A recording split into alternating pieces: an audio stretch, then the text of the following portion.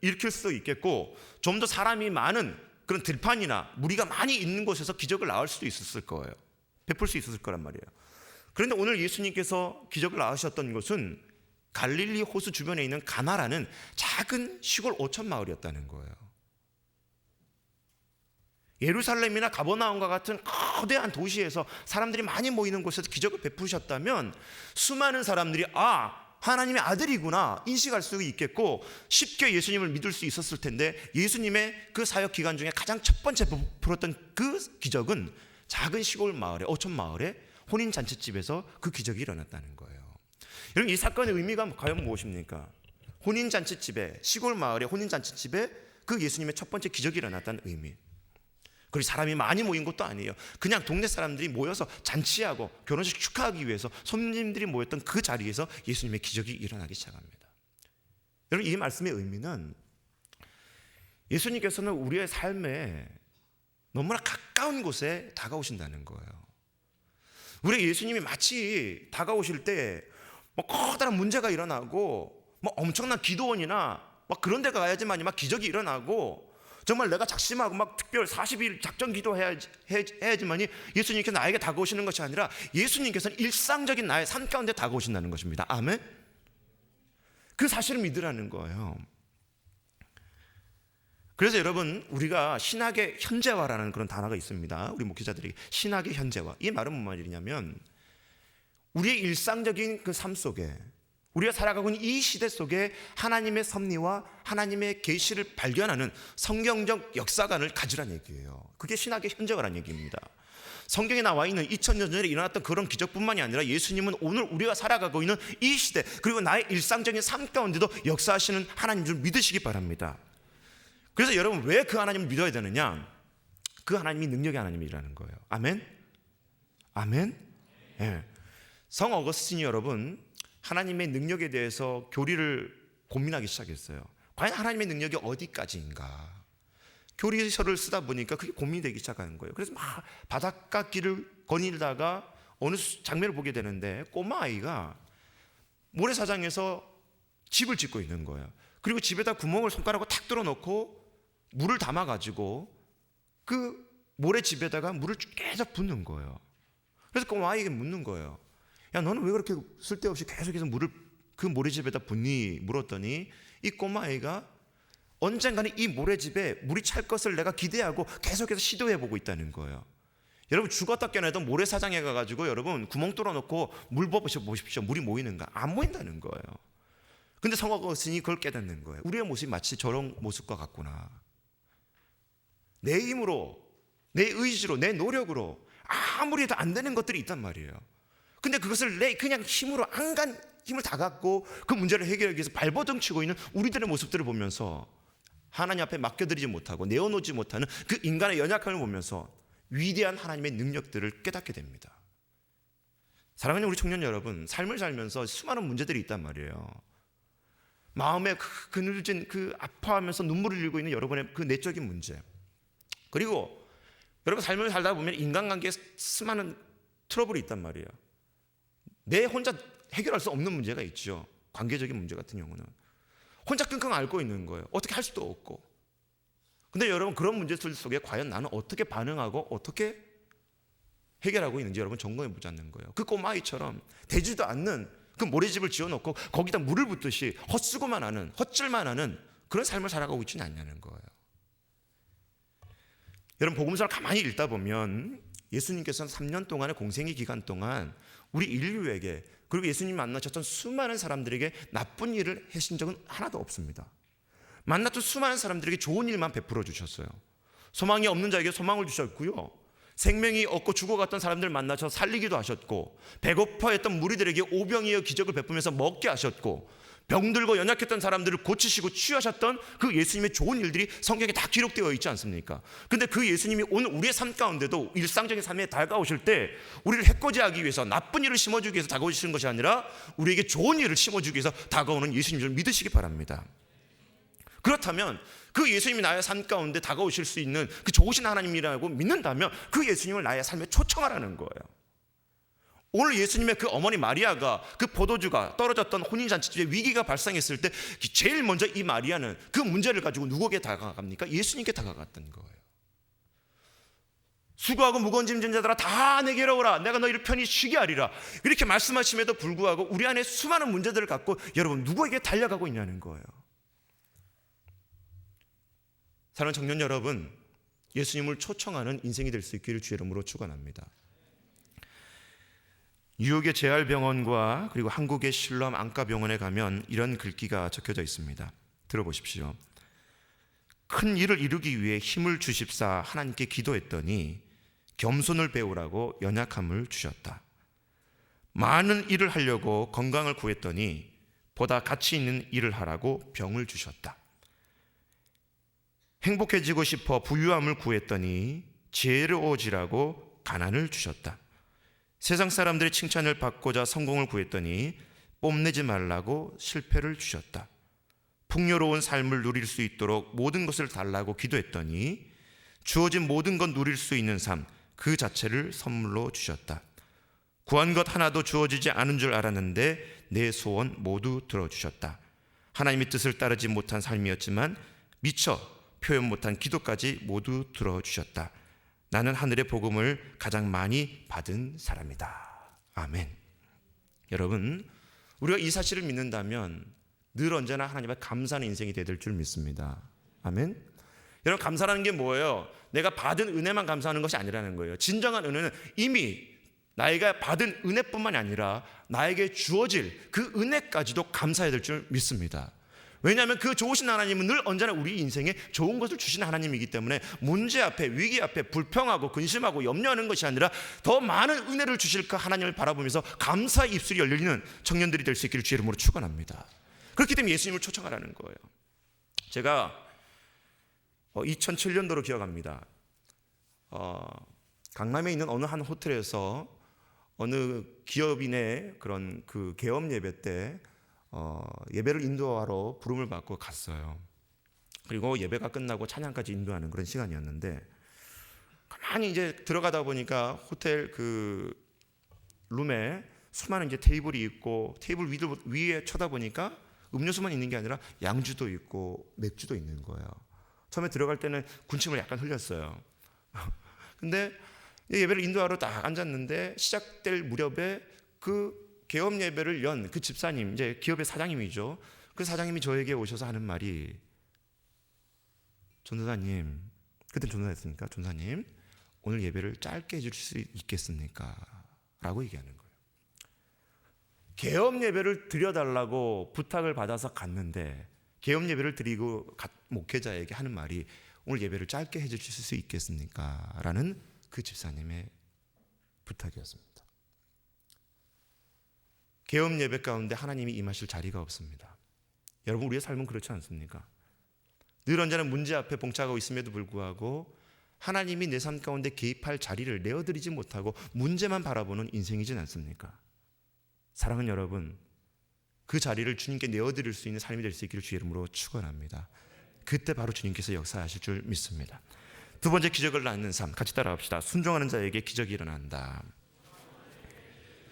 우리 같이 말씀 보도록 하겠습니다. 5절과 7절 말씀 같이 보도록 하겠습니다. 5절과 7절 같이 읽습니다. 5절에서 7절까지 시작. 그의 어머니가 하인들에게 이르되 너희에게 무슨 말씀을 하시든지 그대로 하라 하니라. 거기에 유대인의 정결 예식을 따라 두세 통 드는 돌 항아리 6이 놓였는지라. 예수께서 그들에게 이르시되 항아리에 물을 채우라 하신즉 아기까지 채우니. 아멘. 여러분, 오늘 예수님께서 그 물이 포도주가 떨어졌을 때 물을 변하여 포도주로 되게 하셨던 이 기적의 사건, 물론 예수님께서 그 집에 들리셨단 말이야. 그리고 마리아, 그 육신의 어머니 마리아가 그 문제를 예수님께 갖고 나가셨던 것이죠. 근데 실질적으로 기적이 일어날 수 있었던 그 배경 안에는 바로 하인들의 철저한 순종이 있었다는 것입니다. 여러분, 생각해 보세요. 오늘 말씀을 보다 보면 예수님께서 물을 담아오라고 한 그릇은 발을 씻는 정결 예식에 쓰여지는 그 항아리였다는 거예요. 사람들이 발을 씻는 항아리였어요. 거기에다가 6통에다가 물을 가득 담아라고 했을 때 여러분, 제정신이 있는 하인이라면 이 양반이 미쳤나라고 질타했을지도 모르겠어요. 그런데 예수님께서 하라고 하시는 대로 그 항아리에다가, 돌 항아리에다가, 6 항아리에다가 물을 가득 붓고 오게 되니까 어떻게 일이 일어나게 됩니까? 기적이 일어나게 됐다는 거예요. 여러분 보십시오. 성경 수많은 사건들을 보려면서 순종 없이 기적이 일어난 것은 한 군데도 없어요. 모세가 애굽 군대들에게 쫓겼을 때에, 눈앞에 홍해가 있었을 때에 하나님께서 두 팔을 벌려 외치라고 했을 때 그 홍해가 갈라졌다는 거예요. 아브라함이 믿음의 조상이라고 하나님 앞에 의롭게 여김을 받을 수 있었던 건 뭡니까? 너의 친척 아비집을 떠나 본토를 떠나서 가라고 한 곳에 순종하며 감으로 말미암아 모리아산에 자신의 사랑하는 그 아들 이삭을 드림으로 말미암아 그 순종으로 말미암아 하나님께 인정받는 일꾼이 됐다는 거예요.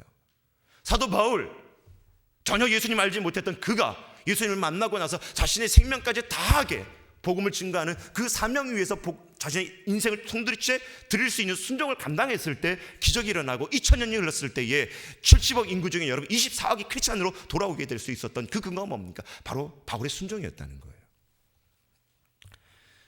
여러분, 멕시코 사람들이 믿는다는 단어와 순종한다라는 단어가 동일어라는 겁니다. 동일어. 다시 말해서 그들 말하기를 믿는다면 순종한다는 의미라는 거예요. 여러분, 윌리엄 셰익스피어가 말하기를 나는 시간마다 순종의 교리를 배운다라고 고백했습니다. 플로이드 맥클랑이 말하기를 하나님의 말씀에 순종하는 것은 믿음의 기초를 놓는 것이다. 사랑하는 여러분, 하나님께 철저히 순종하는 삶을 살 수 있는 우리 청년들이 될 수 있기를 주의 이름으로 축원합니다. 여러분 보세요. 얼마 전에 미국에서 가장 부자 도시가 어딘지 조사를 했더니 산호세라는 도시하고 알래스카의 여러분 앵커리지라는 도시가 1위와 2위로 뽑혔어요. 그런데 여러분, 이 알래스카라는 땅을 보다 보면 알겠지만 옛날에 미국이 소련에서 돈을 주고 산 땅이란 말이에요. 처음에 그 땅을 사기 시작했을 때는 미국 사람들이 왜 저런 쓸데없는 땅을 사냐고 국민들이 다 비난했단 말이에요. 그래서 구입하고 나서 그 땅의 지질을 조사를 했더니 여러분 그 땅 안에는 엄청난 석탄과 석유 그리고 은광과 금강이 맺혀져 있는 땅으로 발견됐다는 거예요. 그러면서 미국에서 가장 부유한 도시로 1위와 2위로 뽑혔던 거예요. 여러분, 사람들은 겉만 보고 판단합니다. 그 속에 있는 진정한 그 가치를 모르게 된다는 거예요. 보세요 여러분, 성경을 가만히 보십시오. 성경에 아무리 보화가 많고 보배로운 진리가 담겨져 있다고 해도 여러분들 성경을 사라 그러고 그리고 옆에 부자가 되는 법을 책을 놓고 두 권 중에 하나를 사라면 뭘 살 것 같습니까? 대부분 사람들 부자가 되는 법이라는 책을 살 거란 말이에요. 그죠? 그런데 여러분, 성경을 가만히 보십시오. 부자가 되는 법 이상의 그 진리들이 성경 안에 얼마나 많이 기록되어 있습니까?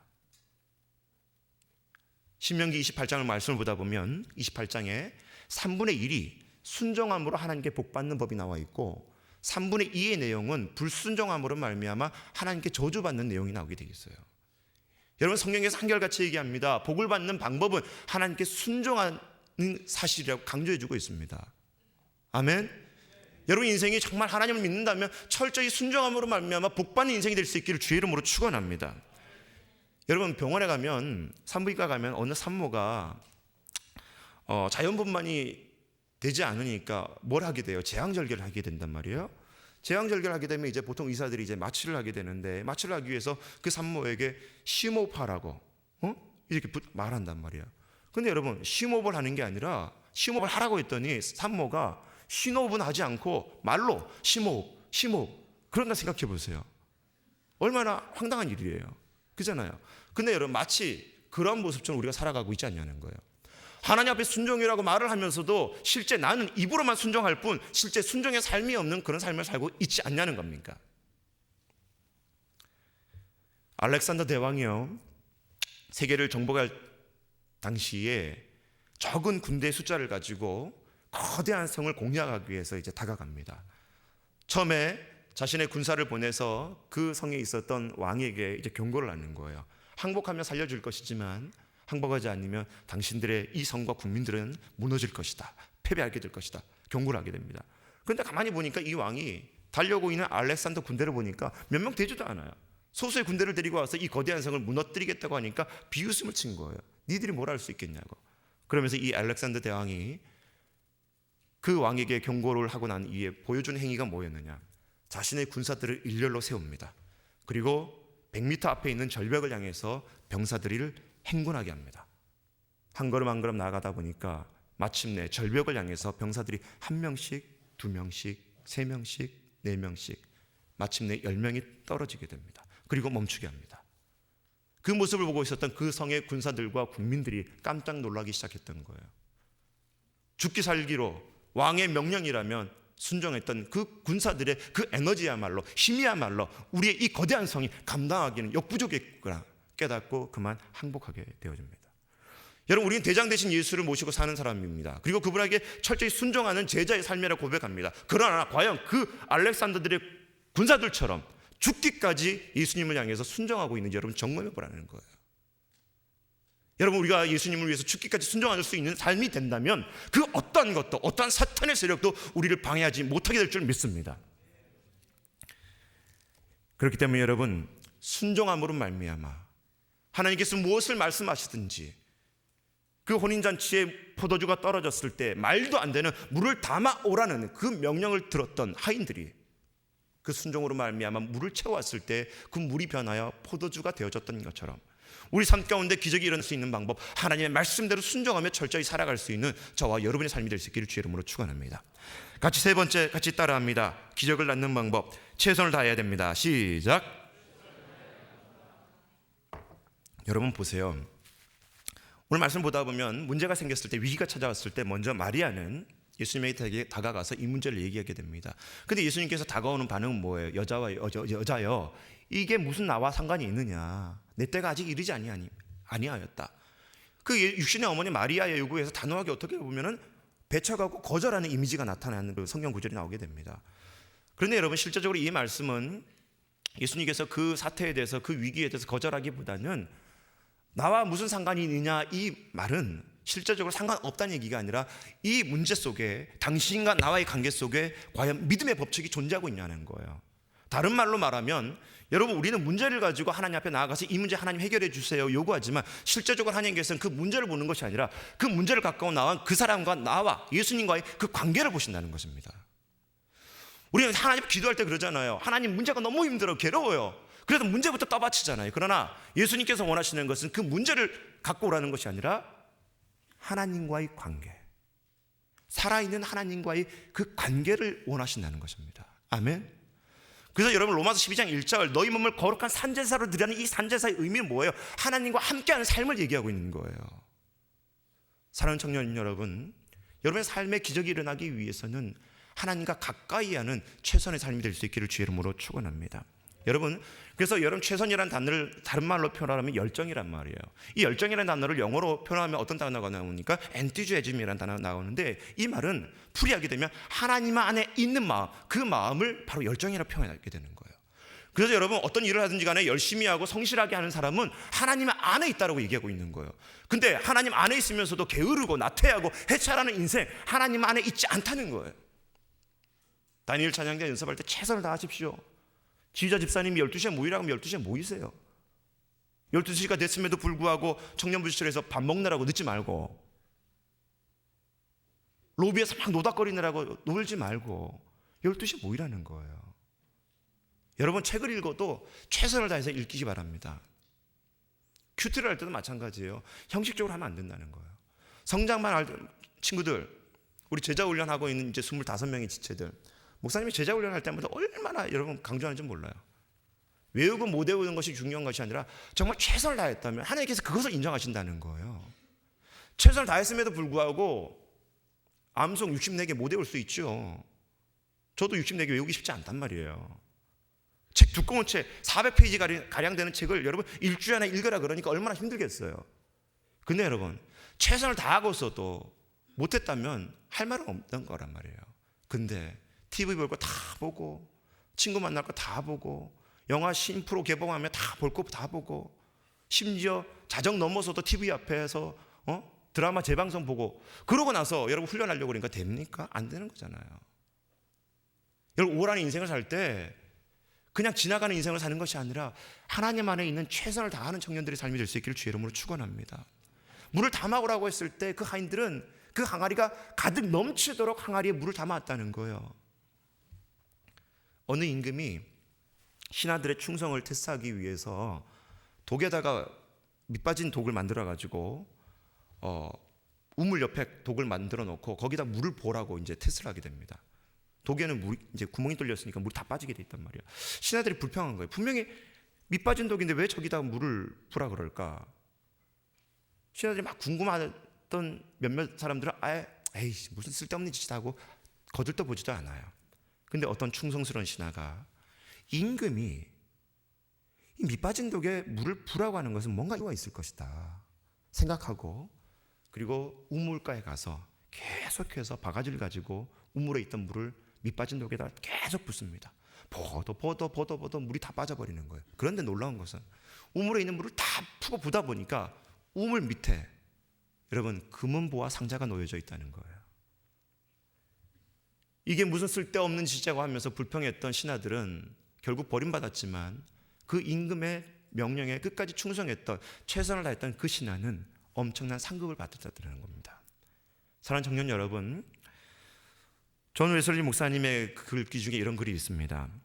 그대가 알 수 있는 한의 모든 수단으로, 그대가 알 수 있는 모든 장소에서, 그대가 알 수 있는 모든 때에, 그대가 알 수 있는 모든 사람에게, 그대가 알 수 있는 한 언제까지, 그리고 그대가 알 수 있는 모든의 최선의 것을 행하라.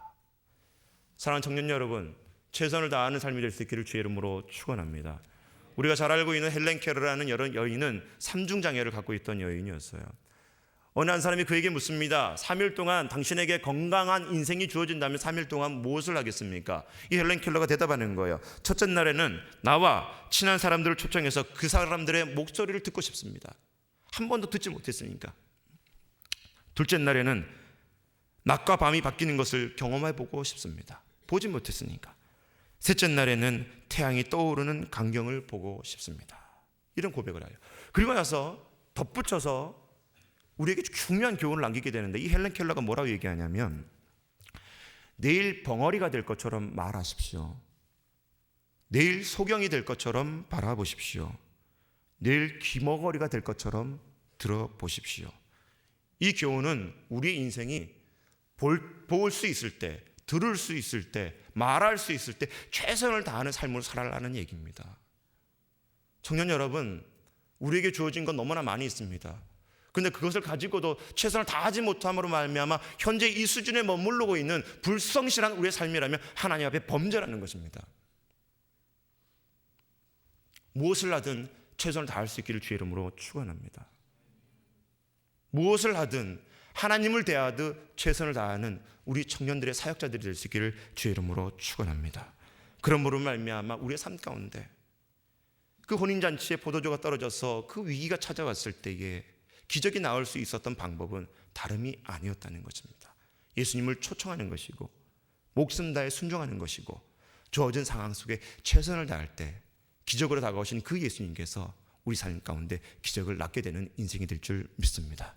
그런 믿음 갖고 한 주간 승리하는 우리 모두가 될 수 있기를 주의 이름으로 축원합니다. 기도하겠습니다.